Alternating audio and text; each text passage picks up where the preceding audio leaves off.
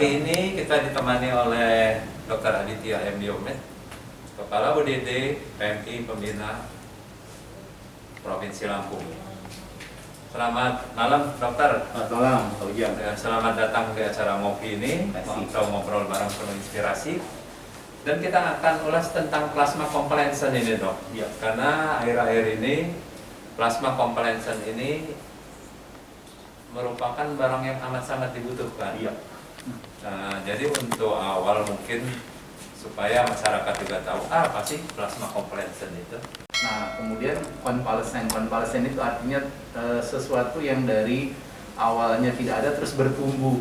Nah, jadi plasma konvalesen itu plasma yang diambil dari tubuh orang yang pernah mengalami sakit karena COVID-19, kemudian dia tubuhnya melawan istilahnya, kemudian dia mengalami proses penyembuhan, dia bisa seperti sedia kala sebelum dia sakit.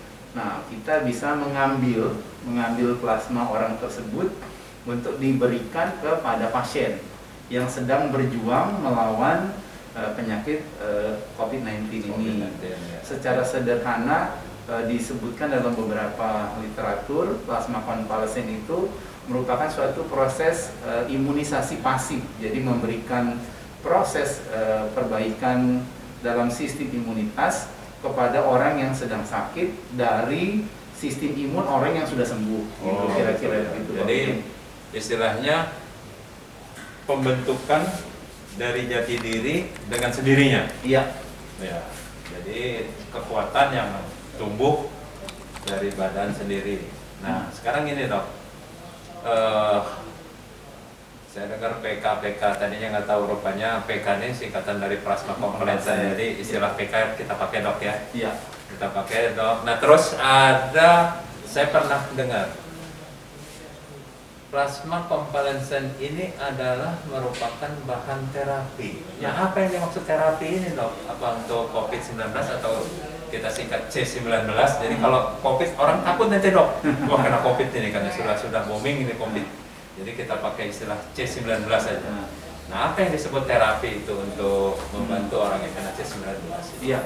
Plasma konvalesen itu sebagai salah satu terapi tambahan, ya, jadi bukan terapi utama. Jadi di beberapa literatur disebutkan bahwa plasma konvalesen ini adalah merupakan terapi tambahan yang diberikan kepada pasien yang memenuhi syarat untuk mendapat terapi plasma konvalesen.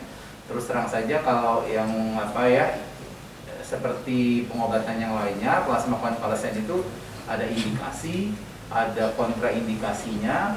Kemudian yang paling utama sebenarnya ada timing atau waktu pemberian plasma konvalesen itu kepada pasien yang membutuhkan. Itu semua adalah ranahnya dokter yang merawat pasien ya, yang sedang berjuang melawan plasma konvalesen. Jadi kami yang di unit transfusi darah ini adalah membantu menyiapkan plasma konvalesen dengan standar-standar yang sudah ditentukan secara nasional dan internasional, sehingga apabila dokter yang merawat atau di PGP di rumah sakit itu memerlukan plasma konvalesen untuk terapi, kami sudah menyiapkannya.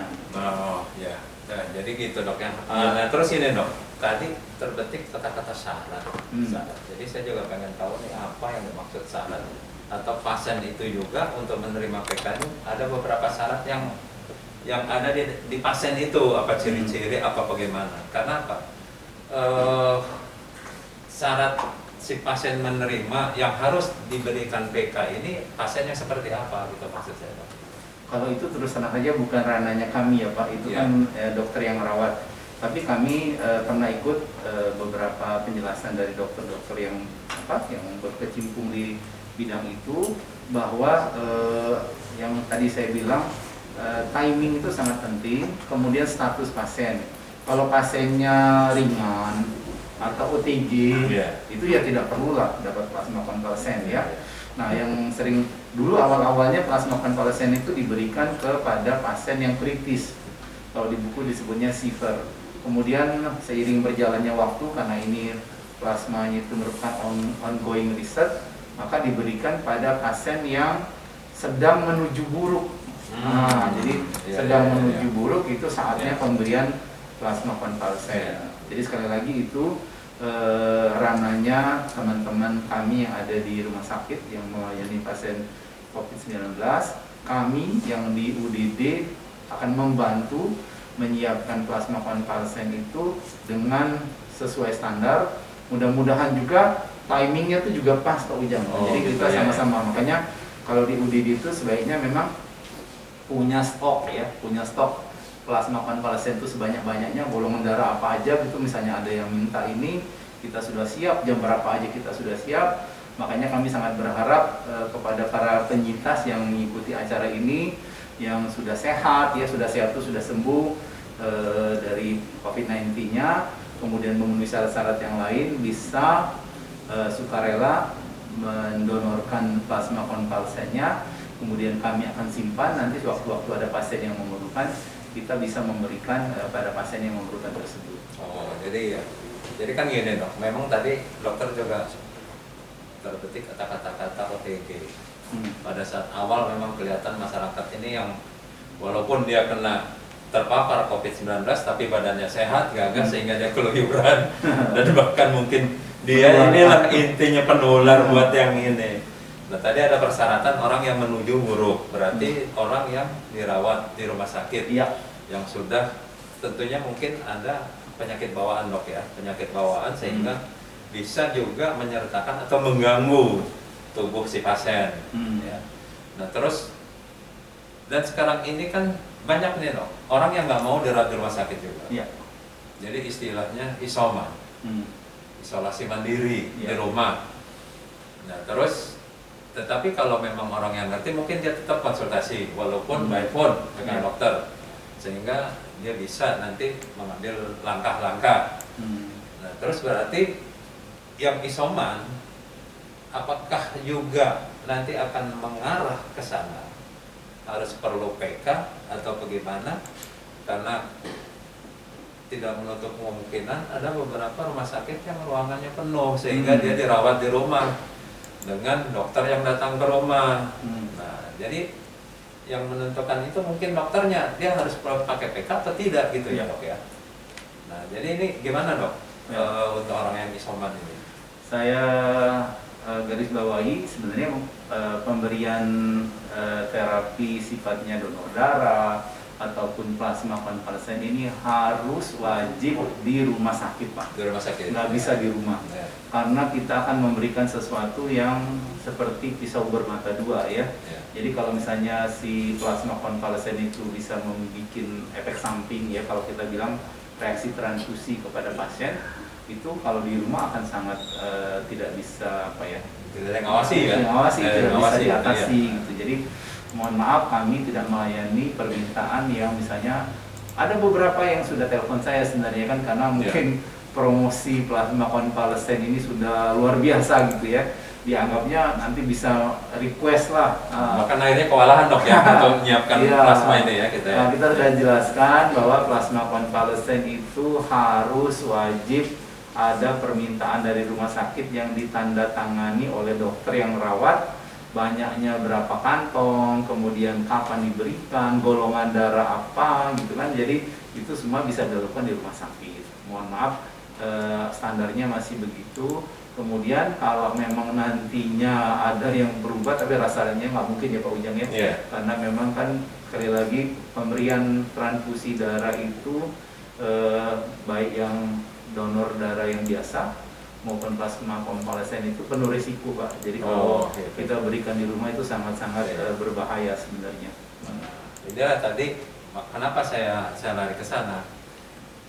Dokter berarti ada alur. Ini juga ada beberapa WA yang masuk menanyakan gimana sih cara mendapatkan PK.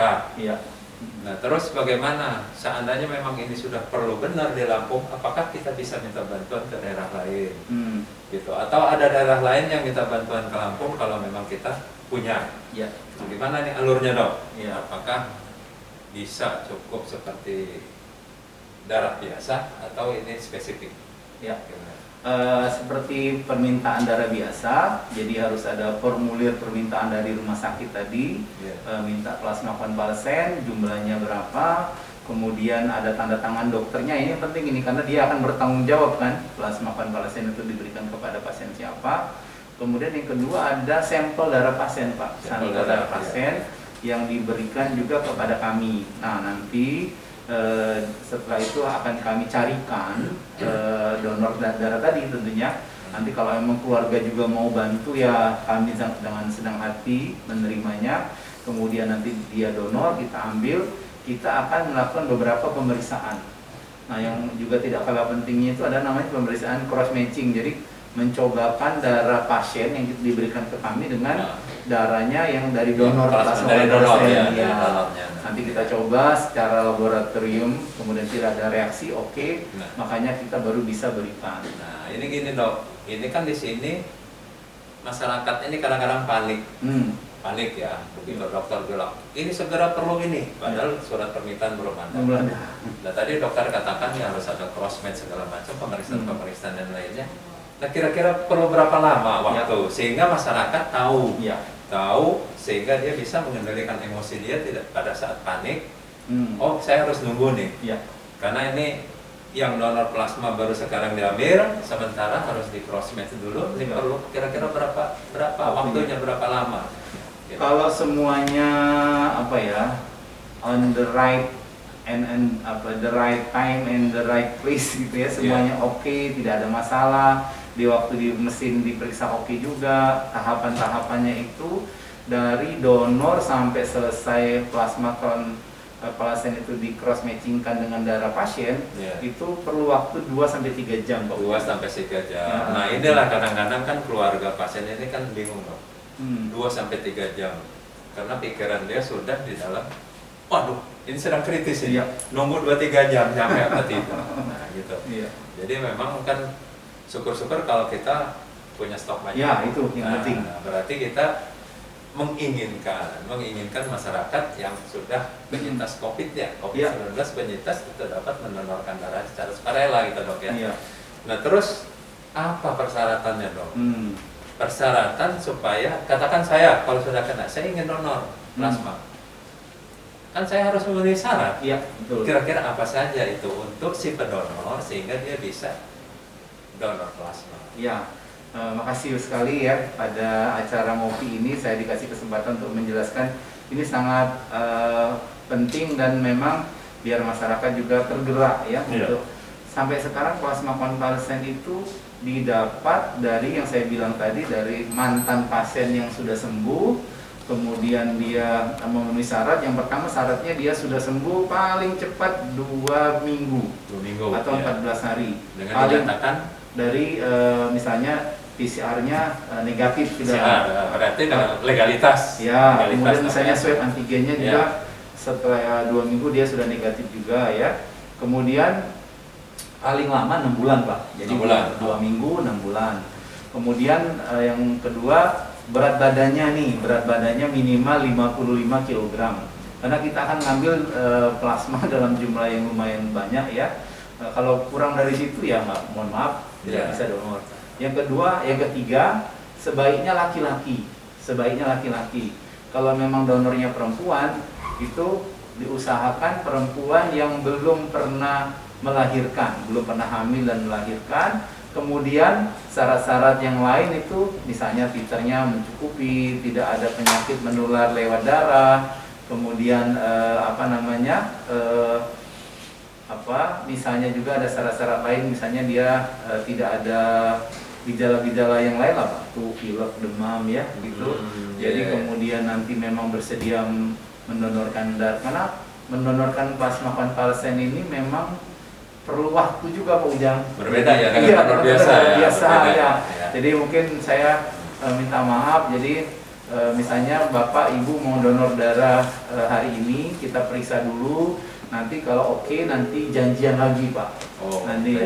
Kebetulan mohon maaf, mesin plasmaferesis di kantor kami itu cuma ada 1, jadi gantian. Jadi kita atur semaksimal mungkin, seefisien mungkin, sehingga yang donor juga bisa nyaman juga kan, nggak terlalu lama nunggu di kantor. Dan 1 kali donor perlu berapa waktu? Kira-kira lihat pengalaman kami, kalau dia syarat-syaratnya sudah oke, pakai mesin plasmaferesis itu paling cepat 40 menit, paling lama 1 jam. Wah, berarti ada waktu jadi cukup Iya, lama. Karena betul. kan kalau donor darah biasa, kalau saya ini paling nggak 10 menit. nyampe 10 menit kadang-kadang. 5 menit Nggak sudah nyampe 10 menit, lancar, ya, ya. lancar kan. Iya. Gitu.